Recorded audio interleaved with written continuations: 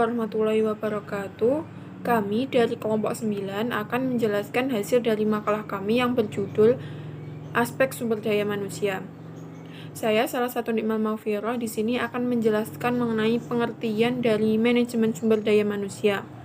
Manajemen berasal dari kata bahasa Inggris manajemen dari kata kerja to manage yang artinya mengatur. Jadi, manajemen merupakan ilmu atau seni untuk mengatur pemanfaatan sumber daya manusia atau sumber daya lainnya sehingga dapat digunakan secara efektif dan efisien untuk mencapai tujuan. Sedangkan sumber daya manusia atau SDM adalah individu produktif yang bekerja sebagai penggerak suatu organisasi, baik itu di dalam institusi maupun perusahaan yang memiliki fungsi sebagai aset sehingga harus dilatih dan dikembangkan kemampuannya. Sumber daya manusia adalah faktor yang sangat penting, bahkan tidak dapat dilepaskan dari sebuah organisasi sebagai penggerak, pemikir, dan perencana dalam mencapai tujuan organisasi. Sehingga dapat ditarik kesimpulan bahwa manajemen sumber daya manusia adalah bidang manajemen yang meliputi perencanaan, pengorganisasian, pelaksanaan, dan pengendalian. Karena sumber daya manusia dianggap semakin penting perannya dalam pencapaian tujuan, maka berbagai pengalaman dan hasil penelitian dalam bidang sumber daya manusia dikumpulkan secara sistematis dalam apa yang disebut manajemen sumber daya manusia. Manajemen sumber daya manusia merupakan serangkaian kegiatan untuk mengatur tentang ketenagakerjaan untuk mencapai individu maupun organisasi.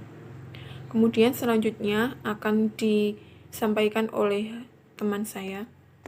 Kenalkan, nama saya Munafatin Nur Azizah, NIM 206190101. Di sini saya akan menjelaskan aspek manajemen sumber daya manusia. Poin yang kedua yakni tujuan manajemen sumber daya manusia.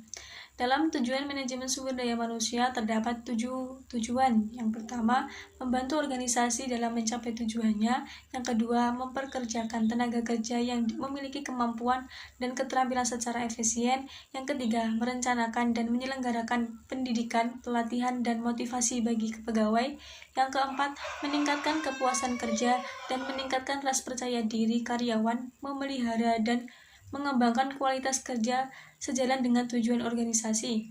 Yang kelima, mensosialisasikan kebijakan manajemen kepada seluruh karyawan perusahaan. Yang keenam, membantu memelihara kebijakan tentang etika dan tanggung jawab sosial perusahaan. Yang ketujuh, membina hubungan dari kerjasama yang baik antara karyawan dengan masyarakat luas. Pembahasan selanjutnya yaitu fungsi-fungsi manajemen sumber daya manusia. Terdapat beberapa macam fungsi utama manajemen sumber daya manusia, yaitu yang A. Perencanaan untuk kebutuhan SDM. Fungsi perencanaan kebutuhan SDM setidaknya meliputi 2 kegiatan utama, yaitu yang pertama, perencanaan dan peramalan permintaan tenaga kerja organisasi baik dalam jangka pendek maupun jangka panjang. Yang kedua, analisis jabatan dalam organisasi untuk menentukan tugas, tujuan, keahlian, kemampuan, pengetahuan, dan kemampuan yang dibutuhkan. Yang B yaitu staffing sesuai dengan kebutuhan organisasi.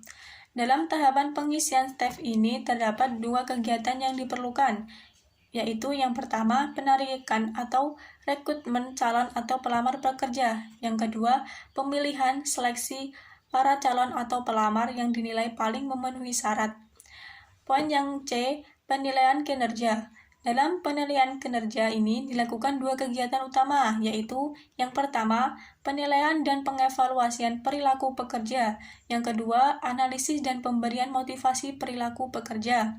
Poin yang kedua yaitu perbaikan kualitas pekerja dan lingkungan kerja.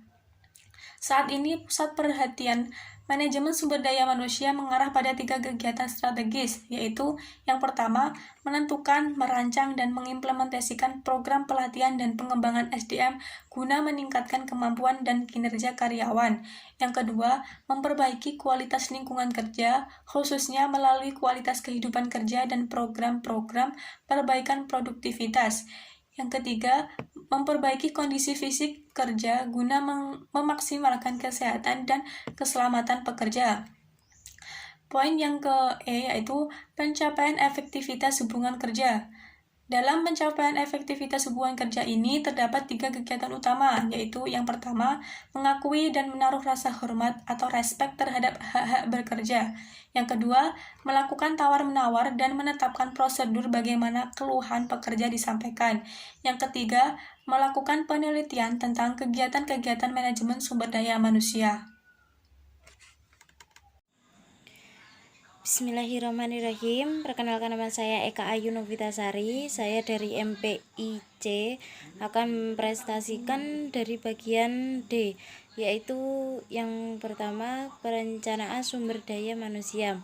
Organisasi melakukan perencanaan terhadap SDM dipengaruhi oleh pembuatan ekonomi yang cepat, kurangnya keterampilan di organisasi teknologi informasi dan internet yang baru, sehingga akan mendapatkan SDM yang berkualitas. Perencanaan ini berkaitan dengan menemukan jumlah dan klarifikasi sumber daya manusia yang dibutuhkan oleh organisasi. Oleh karena itu, perencanaan sumber daya manusia diawali dengan analisis kebutuhan. Perencanaan SDM merupakan sebuah proses peramalan perkiraan untuk memenuhi kebutuhan tenaga kerja dan dalam rangka mengembangkan SDM.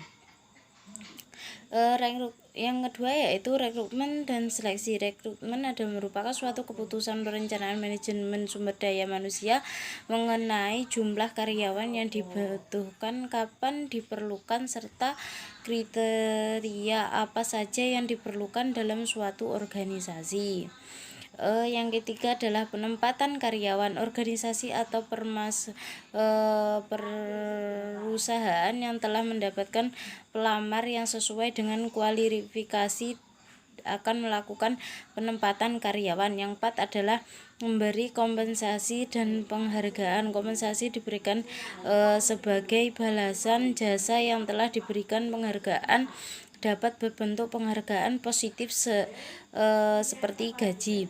Yang lima adalah pengembangan karyawan. Pengembangan karyawan perlu dikembangkan dalam rangka peningkatan kualitas kerja dan pelayanan. Yang keenam adalah pemberhentian. Pemberhentian dilakukan sesuai dengan aturan yang meningkatkan bagi karyawan. Itu saja yang bisa saya sampaikan. Akhiran, wassalamualaikum warahmatullahi wabarakatuh.